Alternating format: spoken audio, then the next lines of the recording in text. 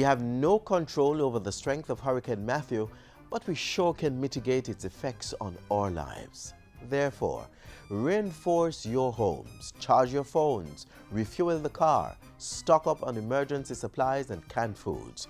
Don't overstock, but ensure you have enough to last a week. Also, stay updated by tuning in to the radio stations or calling 116. This is Jamaica Magazine, and I'm Adrian Atkinson, so please stick with us.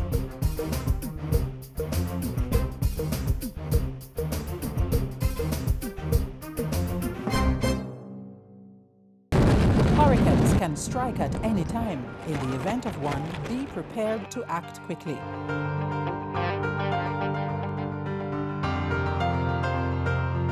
If a hurricane watch or warning has been issued, review your home disaster response plan.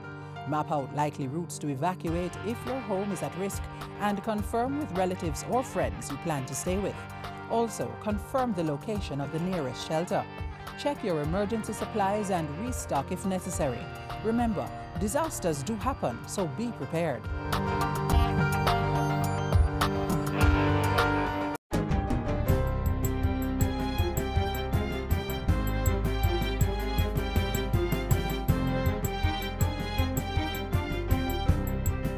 Good day, I'm Tamara McHale, and this is your GIS News for Friday, September 30. Prime Minister Andrew Holness is urging citizens to take the necessary precautions and prepare for the impending passage of Hurricane Matthew. The government will do what it can. It will do its part. But I have to appeal to the individual responsibility of each and every Jamaican to look out for your own safety and security. And I want to make that appeal very strongly. A part of that is to heed the warnings that are given from the government, particularly warnings to evacuate, and especially warnings to evacuate the Keys. Mr. Holness made the plea at an emergency meeting at Jamaica House Thursday. He said the country was on high alert as it prepares for the system, which is expected to start affecting the country by Sunday. After presentations by all the major disaster response agencies, Mr. Holness said he was satisfied that all the disaster management measures have been activated. The Prime Minister, meanwhile, announced that money from the Constituency Development Fund would be made available for members of Parliament to carry out necessary drain and gully cleaning in their constituencies. At 10 o'clock Friday morning, Hurricane Matthew was upgraded to a Category 3 storm. The system, with wind speeds of up to 115 miles per hour, was 495 miles southeast of Kingston. Hurricane Matthew is expected to mostly affect eastern parishes, but the entire island should experience showers into Wednesday. In preparation for Hurricane Matthew, parish councils now have access to $250 million from the Parochial Revenue Fund to carry out drain cleaning and other preparatory works. At an emergency meeting at Jamaica House Thursday, Portfolio Minister Desmond McKenzie said all parish council committees were in a state of readiness. Minister McKenzie also gave an update on supplies available to parish disaster committees for shelters. The OPM and the Ministry of Social Security. The Ministry of Social Security have given permission to the disaster committees in the respective parishes that they can get a line of credit to deal with any necessity that may arise. The Office of Disaster Preparedness and Management has sufficient consumables to go around. In other news, the Ministry of Industry, Commerce, Agriculture and Fisheries will spend $150 million over the next 3 years to eradicate the frosty pod rot disease that is affecting the local cocoa industry. Portfolio Minister Carl Samuda says the disease, which was first detected in Clarendon in August, could result in crop losses of between 70% and 80% of production. Noting the severity of the situation, Minister Samuda says several measures are being taken to contain and eradicate the disease. Already the officers from the Plant Quarantine and Protection Unit of the Ministry and the officers of the Cocoa Industry Board, our technicians from the Research and Development Station at Bodles, as well as officers from RADA, have gone into the field and have initiated the process of identifying and destroying the frosty pod pest. We have already started, and we have already made arrangements to provide the funding necessary to discharge our obligations under this strategy. Mr. Samuda used Thursday's press briefing to call on farmers to be vigilant and to report all known or suspected cases of the disease immediately to the plant quarantine unit or other departments of the ministry. Persons may call the Rural Agricultural Development Authority at 888-275-7232. The Research and Development Division at Bodo St. Catherine 754-2957, Cocoa Industry Board 923-6413, and the Plant Quarantine Protection Unit at 588-5844. Farmers are also being encouraged to use the WhatsApp number 435-5828 to send pictures where it is suspected that the disease has infected a crop or farm. Sport Minister Olivia Grain says the terms of reference is being fine-tuned for the interministerial task force set up to review government policy and protocols on the safety and protection of student athletes. The task force was formed following the death of St. George's College footballer Dominic Blake on September 20. Minister Grain says the task force, consisting of representatives from the Education, Health and Sport ministries, will draft an interministerial work plan to deal with several matters. Determining the stability of children to participate in sport. 2. Critical incident management and reporting procedures. 3. Protocol on the provision of medical and other services at training and competition, etc. And 4. Training and certification in safety and response. Minister Grange was speaking in Parliament Wednesday. She also informed the House that preliminary discussions were had with various child-related agencies and ISA to see to the creation of a safe environment for children in sport. The government must and will lead, but when it comes to safeguarding children, we'll need all hands on deck. Also in Parliament Wednesday, Labour and Social Security Minister Shahini Robinson said revisions were being made to the occupational safety and health legislation. Speaking against the backdrop of the island's September 22 ratification of the Domestic Workers' Convention, Mrs. Robinson said the legal and administrative framework was being revised to address outstanding requirements. It is expected that the requisite adjustments will be implemented within 12 months between the ratification of the convention and its actual implementation date. This administration reaffirms our commitment to the nation's workers. And that's it for GIS News today. I'm Tamara McHale. Thank you for watching.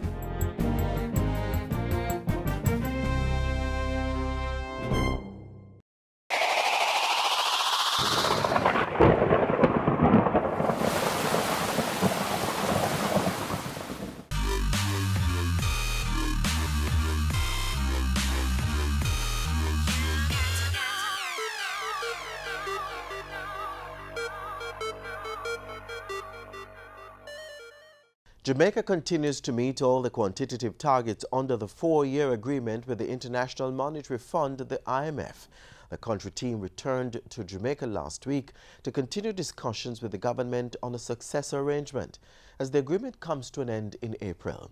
Now let's look at the performance of the economic indicators for the April to June financial review period.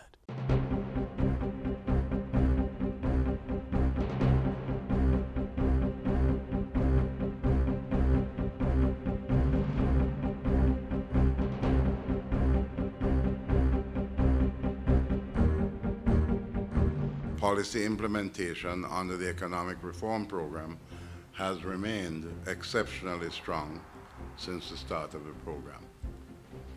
The economy continues to reflect generally positive trends. Key indicators for the country as at July 2016 continue to show clear signs that the economy is improving. The Planning Institute of Jamaica estimated gross domestic product GDP growth for the second quarter, April to June 2016, to be 1.1%. It was a good, strong number. And what we see in this estimate is that all the sectors across the board, except for mining and government services, grew. This momentum is expected to continue along a trend of increased growth as recorded over the last 4 years.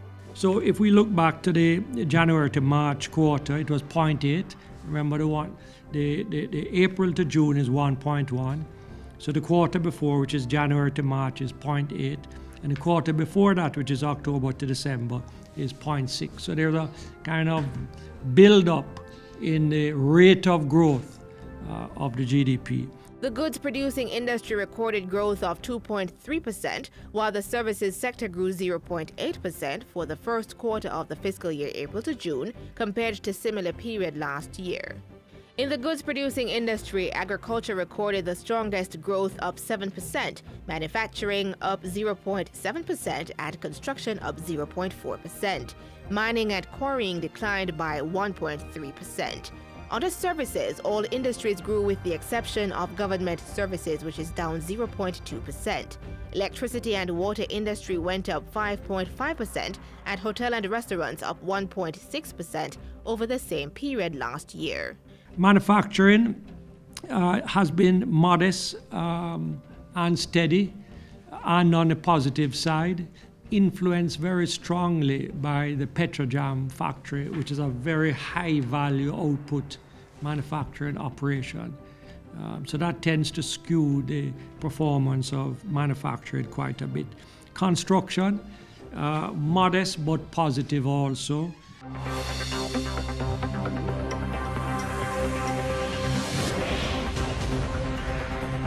Economic growth in Jamaica is recovering gradually. The growth in fiscal year 2015-16 has been revised up to 1%, driven by agriculture and manufacturing. Growth is expected to reach 1.7% in the current fiscal year 2016-17 as ongoing investments crystallize and agricultural recovery continues. Preliminary balance of payments data released from the central bank pointed to the current account showing a surplus of $116.3 million for the quarter January to March 2016. This is an improvement of $136 million relative to the corresponding period in 2015. The outturn for this quarter contributed to a current account deficit of $259.3 million, or 1.9% of GDP for fiscal year 2015-16. The current account measures everything the country buys abroad in goods and services versus everything that it sells, with the balance being the current account deficit or surplus. And I say this is a remarkable number. Back in 2013, it was 9 point something percent, and for us to get down to 1.9 is tremendous. What that means is that we have enormous savings of foreign exchange. So very good news on the balance of payments side. The savings were influenced by decreases in oil prices and improvement in tourism performance over the same period last year. To the extent that the growth agenda is able to move forward, and I would add that we are seeing some green shoots and it all needs to come together. We see agriculture recovering, we see manufacture recovering, we see tourism improving. So there are lots of pockets of growth that are happening. The BPO sector is growing. So I think once this growth gets deeply entrenched, the unemployment rate is going to come down, and that will, lift the whole base up, and that's the goal we have. The Bank of Jamaica BOJ report for the quarter ending June showed continued expansion of credit to the private sector, up 11.9% in real terms. Increased business lending was reflected in credit to the tourism, electricity, gas, and water, as well as professional and other service sectors. BOJ reduced interest rate on the 30-day certificate of deposit to 5%, the lowest policy rate on record. Looking at selected fiscal and monetary indicators for July 2016, central government had a primary surplus of $36.4 billion, far ahead of the budget of $14.2 billion, and this is due to reduced government spending. Revenue collection of $153.8 billion for the first 4 months of the fiscal year 2016-17, up 7.7%, is above target of $142.9 billion and significantly above the same period last year. Debt remains on a downward trajectory, and the recent liability management operation has reduced refinancing risks. The government remains strident in its goal to promote equity, efficiency, and uniformity in the tax system. And with the full support from the IMF, we'll continue efforts aimed at rebalancing from direct taxation towards more broad-based and growth-inducing indirect tax measures. And as tax collections continue to outperform budget in July, the best performances categories were GCT up $2.4 billion, PAYE up $2.4 billion, and company tax up $1.5 billion.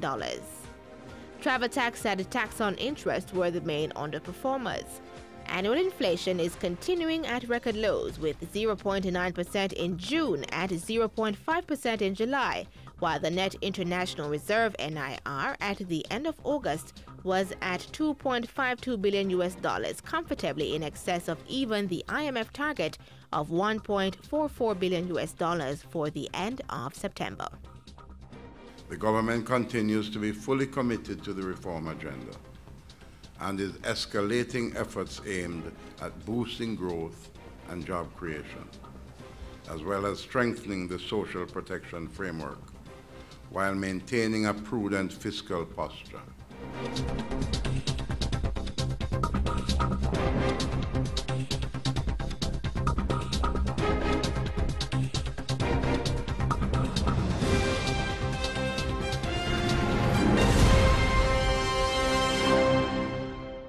One of the most popular places in downtown Kingston is the National Gallery of Jamaica.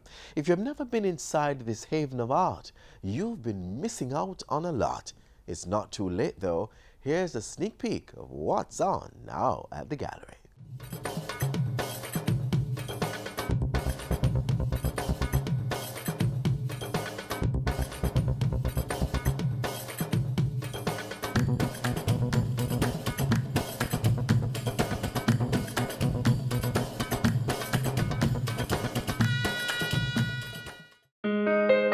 I just love this piece, Mother and Child. It speaks of compassion, nurture, tenderness, and care.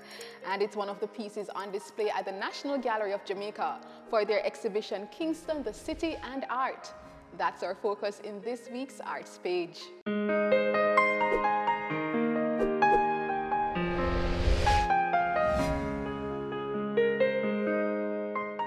Kingston, one of the most vibrant cities globally, Jamaica's capital, the birthplace of reggae, a melting pot of people, culture, and lifestyles. It's no wonder the National Gallery, a division of the Institute of Jamaica, decided to focus on this city for their current exhibition.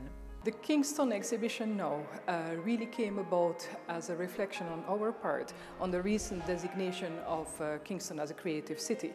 And Kingston received this designation because of its role in the development of music.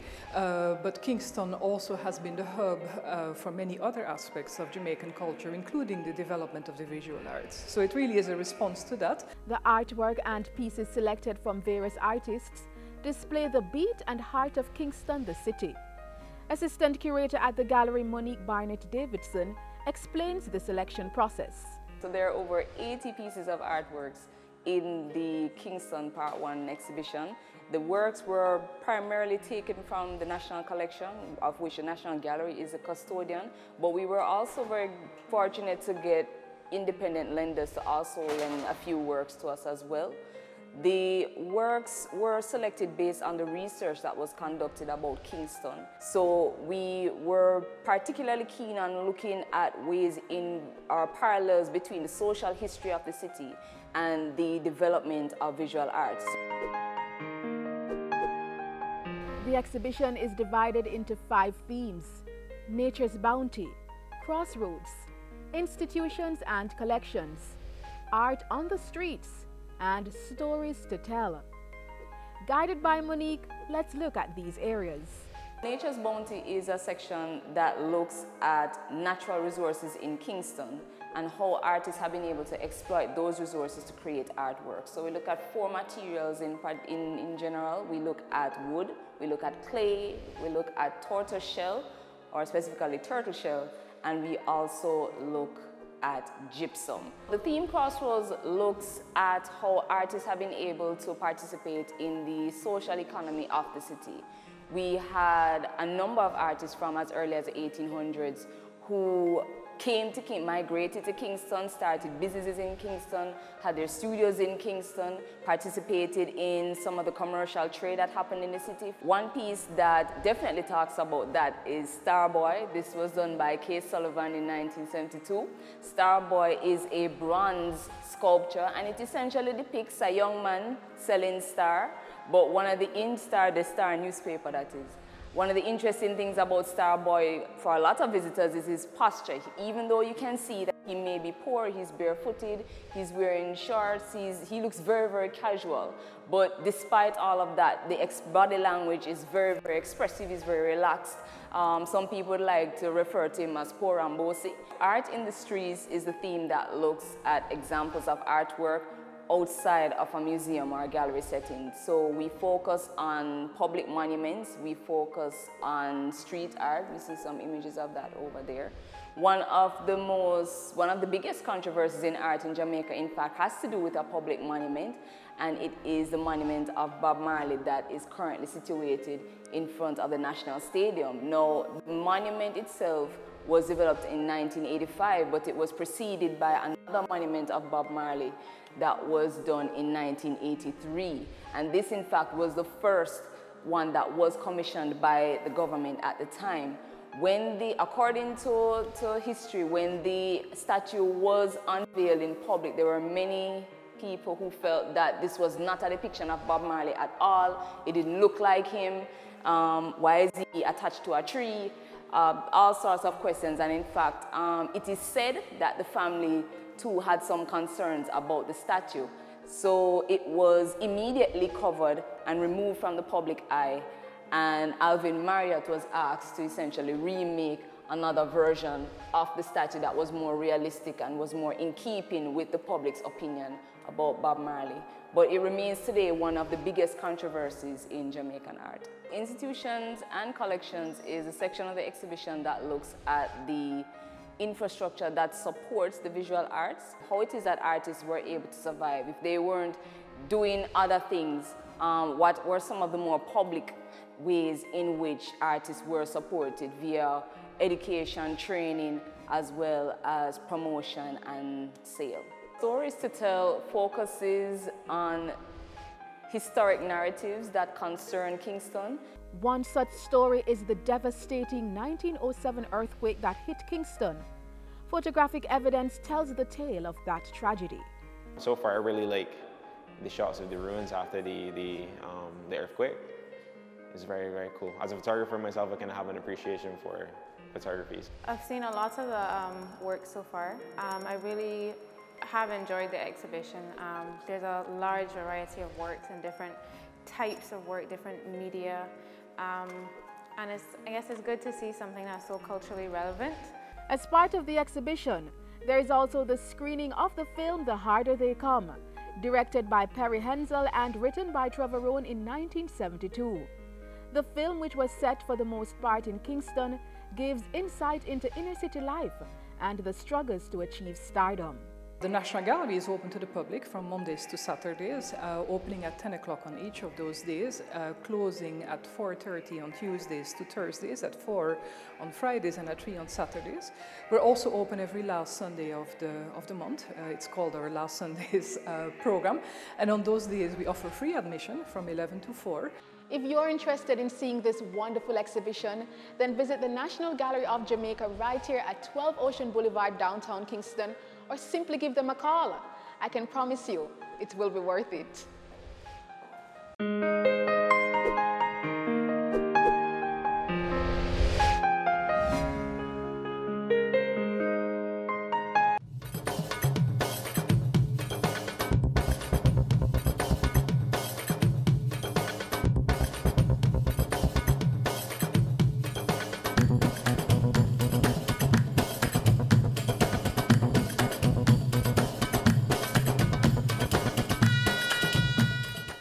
One of the storms faced by young adults is trying to nail a job. If you want to impress a potential employer, It helps if your resume speaks to experience. One sure way of gaining experience is through internship. Watch this.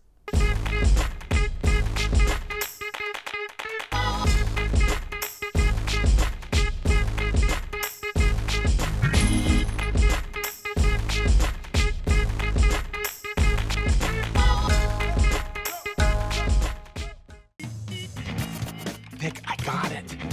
Google. You got us a job at Google? Not a job.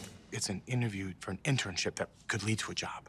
Welcome to Google. This will not be your average internship. We're looking at some sort of mental Hunger Games against a bunch of genius kids for just like a handful of jobs. That's a Sharpie, by the way, genius. Funny, but it is a real-life practice. Companies do provide work experience for students or young professionals, sometimes with a stipend, but often unpaid. Here's why you might want to consider this route.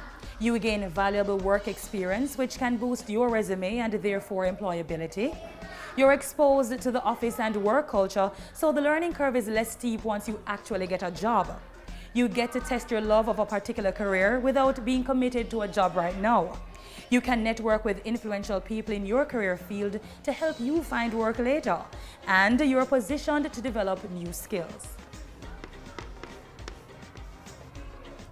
To find an apprenticeship position, try going through the phone book and calling companies in your field of interest and ask if they're accepting apprentices. You may also check in with your school's career counselor, friends, or relatives. Once you know where to apply, send in a resume and personalize the cover letter showing not just your skills, but also emphasizing what the company will gain from accepting you. There may be no salary to think of, but an apprenticeship position might just pay off huge dividends in the long run. Think about it.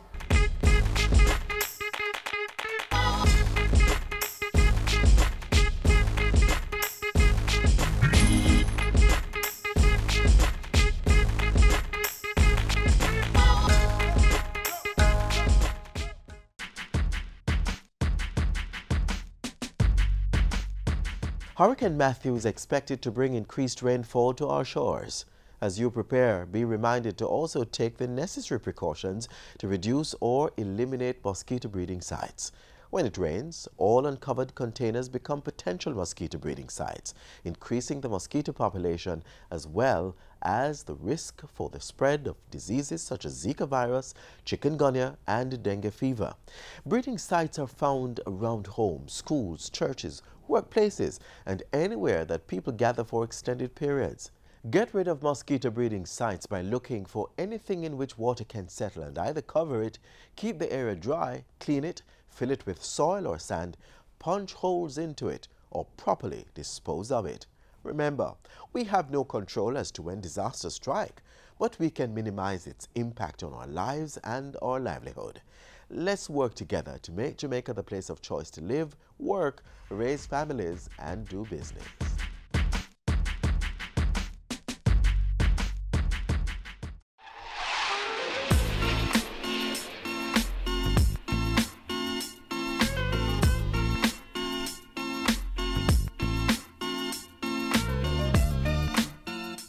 We've come to the end of Jamaica Magazine for this Friday. Thanks for spending time with us. Remember to keep up to date with the latest government information. Join us online at gis.gov.jm or watch our programs on our YouTube channel. And be sure to check out our social media platforms for the latest developments on Hurricane Matthew. You may also catch a new edition of Jamaica Magazine tomorrow on this very station. Until then, I'm Adrian Atkinson. Have yourselves a great evening.